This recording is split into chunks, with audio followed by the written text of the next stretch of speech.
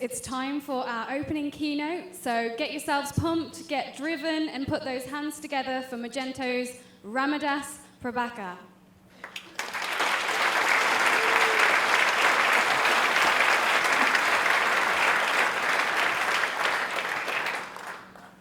Good morning, everyone. I hope you're all having a wonderful day. This is my first Meet Magento UK, and I'm really excited to be here. So one of the things that I heard was there are only two things that are important that are going on in UK today. First and foremost, Meet Magento UK, and the second is the ICC World Cup. So any cricket fans here? Excellent, excellent. Good to have some support there on that. What I would like to do today is walk through a little bit about some of the items that we are working on in our roadmap, some of the key items in there, talk through some of the key announcements that we made at Imagine, and also present some of the trends that we are seeing in the industry and what you should be thinking about and looking at as you plan the future roadmap for your companies. So let's start with looking at some of the trends that we see out there. The space that we are in is growing at a rapid pace, right? By 2021, there are going to be 2.1 billion online shoppers globally. And these shoppers are going to be generating close to $4.5 trillion in sales. That's a significant number. And a huge chunk of that is going to be driven by mobile adoption, right? So if you look at it, mobile commerce is going to be 3/4 of all online transactions. That's a huge, huge number, and it's something for us to think about and plan. So I'll talk more about that trend in upcoming slides. Another item that's becoming extremely critical is shoppers today do not want to wait to get their products. If they bought something, they want it delivered to them faster and sooner. And that's a trend that has been going on where shipping times have been reducing over time. And you can see Amazon and Walmart are spending a lot of effort in pushing that towards one-day shipping and eventually towards how do you get it to shipping as soon as possible within a matter of a couple of hours. Another key trend is high consideration items. 5 years ago, if I polled this room to say how many of you would buy a car online or go and get a tailored suit online, there wouldn't be that many of us raising hands. But today, more and more shoppers are moving towards online as their first stop for high consideration items. I was talking to Phil earlier this morning, and he mentioned somebody that went and bought real estate looking at Instagram. Think about that. You bought real estate looking at pictures on Instagram. There's nothing that is as high consideration as buying a house. That's something that has such an emotional attachment to it, that has got such a significance to it, and people are buying that on Instagram. And what is helping with that is the changing of modifying the behaviors that customers have. You look at Casper, how they have changed how people shop for mattresses, right? So you get a mattress in a box delivered to you, and that's what you're using. So a lot of customers, or Carvana in the US, which is changing how you buy cars online. So there's a significant change in the buyer behavior, and the things that are enabling that are the experiences that you bring together for that, right? So for these to happen, you have to have a substantial experience that connects with the customer, that is personal to them, and then enables them to have the trust to buy that item online, and how do we go about that? So that's where, for me, I find the integration of Adobe plus Magento to be very powerful, because we are able to tackle each and every aspect of that customer journey by providing the solutions that help the customer build that level of trust and that high touch that is needed to make some of these changes happen. It's almost a year since the acquisition, and I'm very excited to say that we are ahead on a lot of the integration items that we had planned for this. And so we'll be talking about a bit more of that. So at Summit earlier this year, we announced Adobe Commerce Cloud, which is targeted at the needs of large multinationals who want to unify the experiences across all of the channels that they have. And at the core of Adobe Commerce Cloud is actually Magento Commerce. Magento Commerce is powering that alongside advertising, analytics, marketing, and all built on top of the Adobe Experience platform. Magento Commerce Platform is providing the flexibility and the scalability to solve the different varying needs that customers have in there, and that's the goal of the Adobe Commerce Cloud. Parallelly, for looking at our current mid-market business and also our current Magento customers, we have been accelerating the items that we've been working on our roadmap. There has been a significant focus in that space, and for most of you, these 3 pillars or this framework should be familiar. We've been using this for the past 2 years, and every decision that we take about what to do, what we are focusing on, is built on these in this framework. So first and foremost is superior shopping experiences. How do you help ensure that you are providing the best possible outcome and experience for the customer so that that leads to better conversion? Second is, how do you get to wherever the customer is? You don't want the customer coming to you all the time. You have to be where the customer is. So that's our second pillar around omnichannel innovation. And the third part of it is, how do you look at all of that information? How do you look at the intelligence and the analytics and the insight and power that back into the product so that you are making every experience personal for that customer and every moment shoppable? And all of this is built under the underlying foundation of an open and vibrant ecosystem that is core to everything that we do. So let's dive into a little bit of superior shopping experiences and some of the things that we are working in there. And you would see a trend in here, right? So earlier I talked about some of the direction in which this industry is moving, some of the stats. And the verticals that we have focused on, or the pillars that we have, cater really well to some of this trend. And we've been thinking about that for quite some time, and you would see that reflected in our roadmap items in here. So first and foremost, we launched Page Builder earlier this year. One of the feedback that we have received, and as we were building this, is that close to half of all merchants would like to have new content each week. But the thing that holds them back is that every time you're trying to do that, you need to involve your IT team for that. So Page Builder simplifies that overall process of how do you enable and make the content change at as frequent as possible, and it reduces the time for content creation by approximately 10 times. And we have seen that being adopted extremely well. And I would really like to thank a lot of customers and partners in here who have participated in the feedback during the early adopter program. We listened to that feedback and tweaked a lot of the product before it came out into the market. So if you're looking at providing superior experiences and you're looking at how to stay ahead of the curve in terms of the trends and not wait for those, then Page Builder is an extremely good tool in enabling you to create that content. B2B is something that has been pretty core to Magento from the beginning. It's an area that we are extremely strong in, and what we are seeing is that now 60% of our new logo wins actually include some form of B2B requirements. We put a lot of investment, and we're building on top of that investment that we did around B2B with the release of 2.2, and we continue to work in that. With the release of 2.3.1, we built one of the biggest asks from people, which was around expanding the number of addresses for each customer, and we increased that by 30-fold. Some of the things that we are looking at in the future around B2B are things around how do we create more sophisticated purchasing workflows, how do we simplify and improve the import-export process, and finally, also looking at how do we do a reference PWA web store for B2B. So these are things that we are working on and researching at this moment in that space.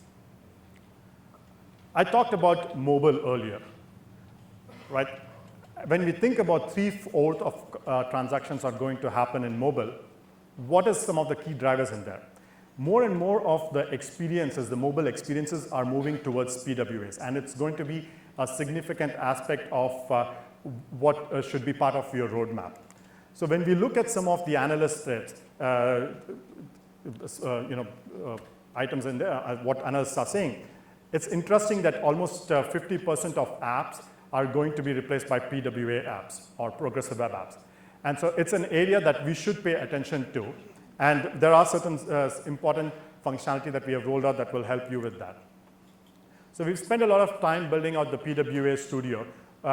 with a twofold goal, right? So one aspect of it was building a linear reference theme, which will enable us to provide a reference implementation of how you can build a PWA application that you can use for your stores. And the second part of it is focused on the developer experience. How do you accelerate the build out and the creation of these mobile experiences? And PWA Studio provides that capability in accelerating the development of that work. A number of our partners, including JH here, have adopted that and have seen some significant results as part of it. Just months after the release of our initial PWA Studio, we now have a robust and native integration to PayPal Braintree. That is significant because it enables you to immediately have a PWA application with a complete shopping workflow present in there.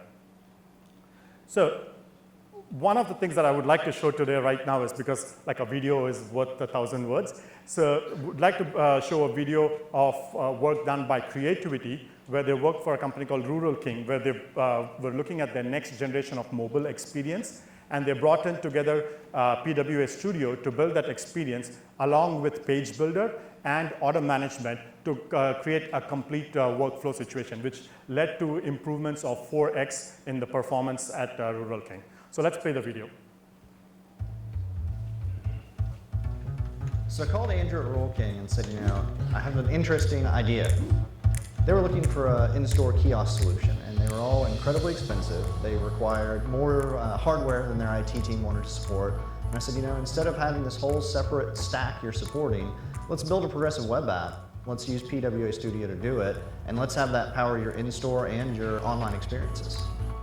Very quickly, as we were working on it, we realized this didn't just solve kind of some omnichannel challenges they had, but it also would improve their mobile conversion gap, especially considering a lot of their customers are in rural areas, don't always have the latest phone, don't always have the fastest connection. Many of them, their phone is their primary device. So that was another powerful improvement. It's been really exciting to see how we're able to service merchants with one build, one launch, not having to have a separate mobile app or anything like that. Everything's done through their PWA. That saves a lot of time and money. I'm also really proud of our team. They took the existing Page Builder technologies, integrated that in with PWA Studio, and now Rural King is able to use Page Builder to actually modify elements on their PWA. When I think about the shopper experience, I'm imagining one of their customers out in a field, doing some work with his tractor, realizes he's out of hydraulic fluid. He may not have the latest phone, he may not have a great connection, cell service might be kind of spotty, doesn't matter. He gets his phone out, he goes to the Rural King website. He is able to find the product he needs, place his order for in-store pickup, even get a notification on his phone as soon as it's ready for him to pick up. Our team dove in and they were just really impressed with the ability to use the latest and greatest front-end technologies, and also just how much work Magento has already done integrating things in. Our team expected a fair bit of work to get Braintree up and running, and that pretty much worked out of the box. The architecture of the way order management and Magento already communicate meant that it was substantially less work than you would think. Overall, the team has been really excited working with PWA Studio, to the point that our plan is to use it for all of our builds going forward.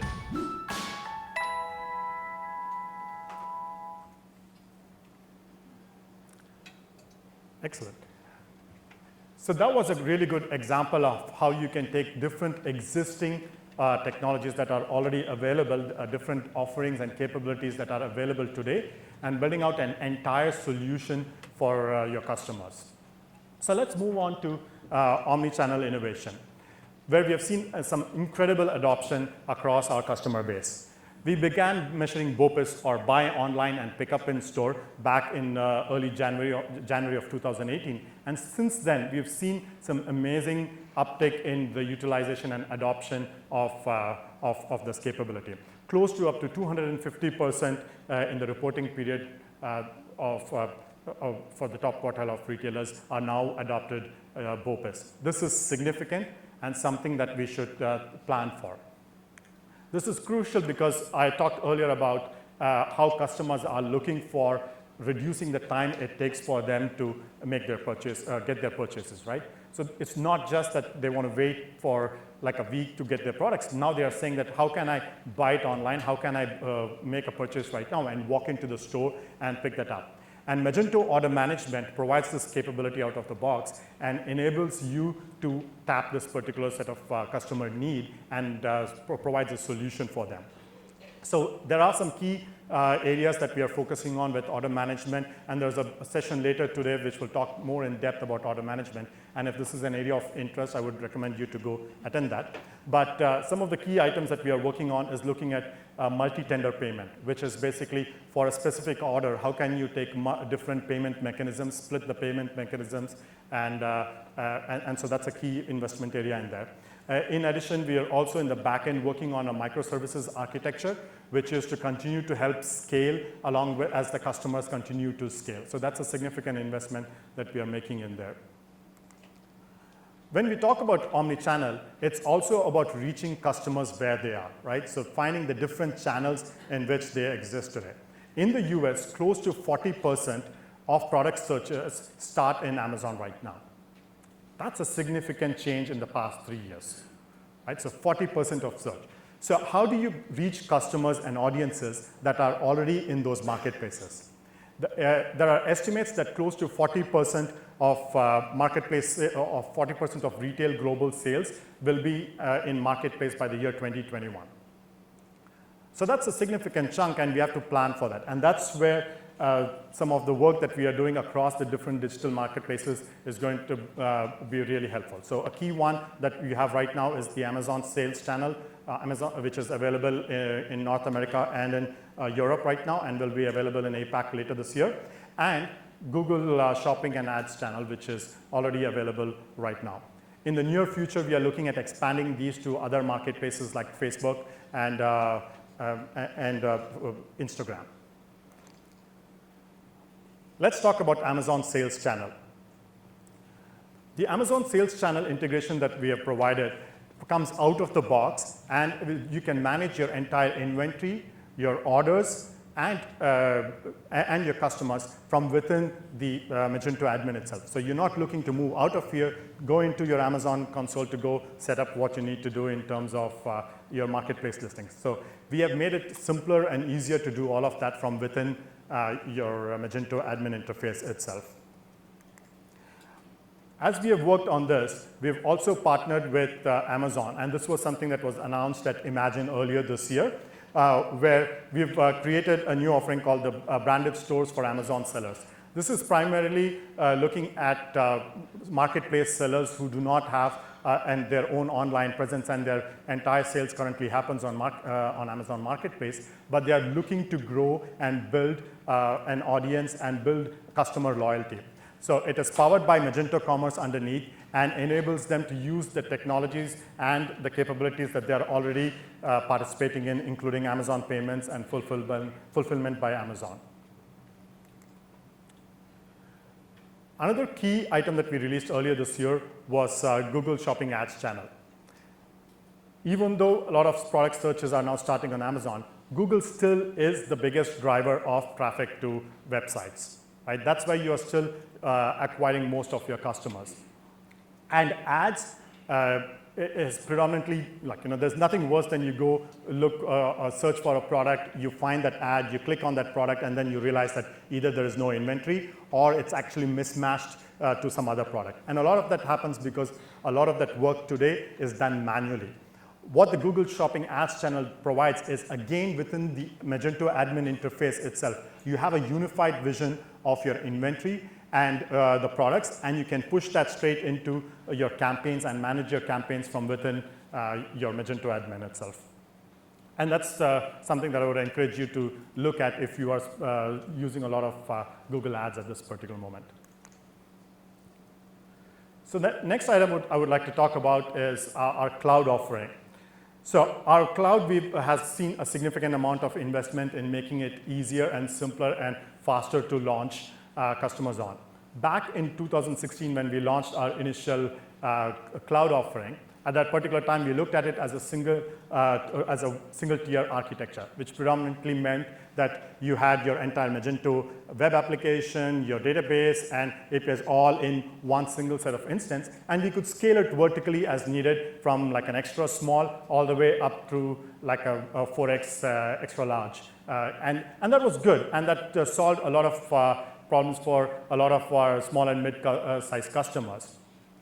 But we've seen that customers have continued to grow, and for our large, and this will continue to be our core offering.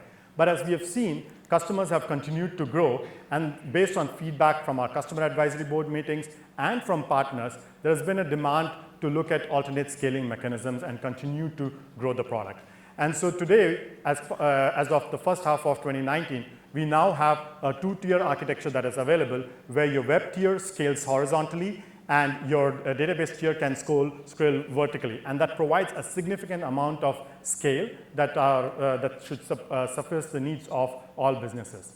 So if there was a time when you looked at a particular customer or you looked at your situation and you said that, no, I have to go and put this on my on-prem installation because I did not have that level of control over the scalability, that has changed now, and I would encourage you to take a look at this. And in 2020, we are working towards where we are going to be leveraging more and more of the native services, which will allow you for unlimited scaling both across the web tier as well as the database tier. And it will also be available on demand, not just during your Black Friday events or so, but it's just when you need it, it will be there. So now let's talk a little bit about commerce intelligence. This is the last pillar that we have, and this is an area where we have some really exciting opportunities to tap not just into the real-time insights that are becoming available, but also in leveraging some of the core Adobe technologies that are available to us. So with Adobe Sensei and machine learning and the machine learning capabilities and framework that it provides, we are going to be bringing together a Magento Commerce powered by Adobe Sensei offering focused on product recommendations, which will be personalized and based on user behavior. And so this is something significant and should be very exciting, and I would encourage you to continue looking at it as this comes later this year. 2 years ago, when I decided to join Magento, that was the single most thing that convinced me to take this on was the community. The community that we have here, the people in this room and elsewhere in the world, are significant reason for our growth and for this partnership that we have. And this is something that excites me significantly because when we started the community engineering initiative 2 years ago, we didn't think about how big this could get to. And because of a lot of contribution, because of a lot of participation from people across the board, we've seen some dramatic numbers in the kind of contribution models that we are seeing. So year over year in Q1, we've already seen triple-digit growth in the number of pull requests that are coming in. And we've also seen a triple-digit growth in the number of pull requests that we have processed. And we've also, in this past year, doubled the number of maintainers that we have across our community. Another key thing is that sets us apart from the rest of the open source community in the world is that our community not only focuses on bug fixes, they're also actively involved in building features and functionality. MSI was one such functionality that we launched last year along with 2.3, which was built entirely by the community.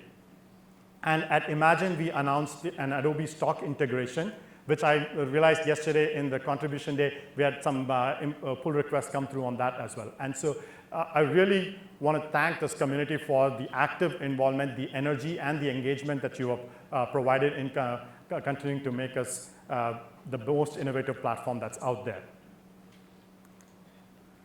And finally, I wanted to talk a little bit about the direction that we are taking with our architecture. Magento application today is a monolithic application. It provides a certain amount of scalability and it provides a lot of flexibility that you're looking at. But one of the challenges is that the boundaries that we have between the modules are tightly coupled, and that leads to a certain amount of cost when you're looking at customization, testing, and other areas. So a big focus for us has been how to simplify and have a more modular structure for our overall architecture so that it enables you to test only what changes are made, make it more focused into specific set of areas of like just that module. If you're an extension builder or if you are customizing, let's say just the checkout, then you shouldn't have to worry about the rest of the modules getting impacted. So how do we reduce the cost of maintenance and cost of testing for our merchants and our partners. So there's a significant amount of effort that's going on towards that. It will also allow us to bring updates faster to you and in a more granular fashion, making it easier for everybody to adopt. If you're interested more in this, there's a link provided at the bottom. Please go take a look at that for more details on that. Magento Live Europe is coming pretty soon. It's going to be in Amsterdam this year in October. And as a thank you for everybody that is here today, we are providing a 20% discount to the end of this month for all Meet Magento UK attendees. So if you haven't already registered for this, please go ahead and register for this event. Thank you.